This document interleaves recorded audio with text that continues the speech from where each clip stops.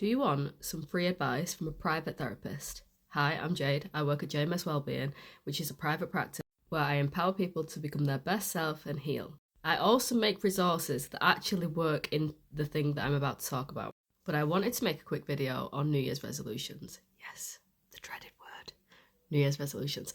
I know that people don't like them. Often they get a bad reputation because people associate them with people making promises to themselves, creating New Year's resolutions, and maybe lasting a couple of days and falling through. We've all seen New Year's resolutions that often look like this. So they go in with the best of intentions, but then by the time they come to reflect on them, they often probably have to edit them in order to say that they fulfilled them. Or alternatively, just forget about them altogether. But this can often damage your relationship with yourself because you often learn that you don't actually think that you're reliable or that you can make these things happen for yourself. Does that look familiar?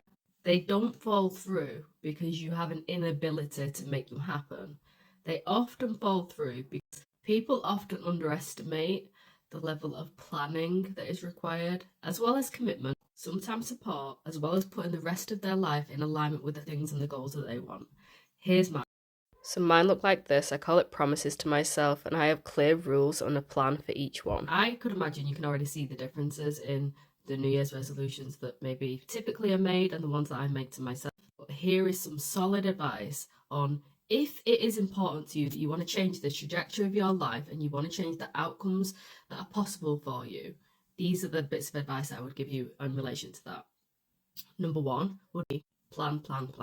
Plan for a good day, but also plan for a bad day. Plan for the things that will definitely come along and trip you up, and it's the reason why people often fall off on like day 3, for example. Ignoring the elephant in the room does not make the elephant in the room any less. It just makes you less aware, and less aware makes you less able to tackle the problem. Number 2, change your relationship with yourself. So what I was talking about before is I'll quickly show you a video of an order that somebody's recently made. So here is my self-discovery journal book, my inner child workbook that help guide this work, which often help with you figuring out your reasoning, the reason why you are the way that you are, your story, as well as the deep childhood things, which obviously have an impact. We know that this basically gives you many opportunities to truly get to know yourself to the core of who you are. Why is this important? Because you fundamentally cannot develop anything outside of self until you have worked inside self. It's the same reason why I often say that I truly personally, and I've seen this many times materialize, I couldn't learn to accept the love of other people when I didn't love myself. I also couldn't love properly until I learned to love myself.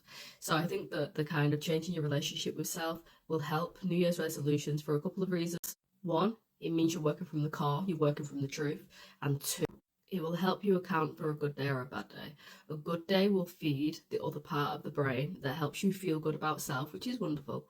But it also, when you have a bad day where, you know what, you might not see something coming to knock you off course, if you are working on your relationship with yourself, this will not result in you being critical of yourself, that kind of, the devil on the shoulder, that inner voice that tells you you're not good enough and this is exactly why you can't commit or do anything or fulfill anything. It will stop that getting a hold and completely changing you and taking off the course of action that you had planned for yourself. And number 3, stay in the now. Only plan for the immediate. Do not. So yes, work in alignment with where you are wanting to go. So in every moment that you are given, so me in the next 10 minutes has to be in alignment with the goals that I've set for myself, yes, but I'm not planning for a year. I'm planning for the now. Am I working in alignment with the 4 promises that I've made to myself currently, right now? And the answer is yes. Do you see how much more freeing that is? And how much less of a struggle and a worry that is? And for every moment that you answer yes, means that you are working in alignment, and in a year's time you don't have to worry about it because you've had, I don't know, say for example 95% yeses and 5% no's. Do you see that you are still very much fulfilling what you set out for yourself? So that is my free advice as a therapist. If you find this helpful, please share this with somebody who might equally find it helpful. Save it for a bad day or save it for a good day and interact so that it goes out to other people and it can be your good deed for the new year.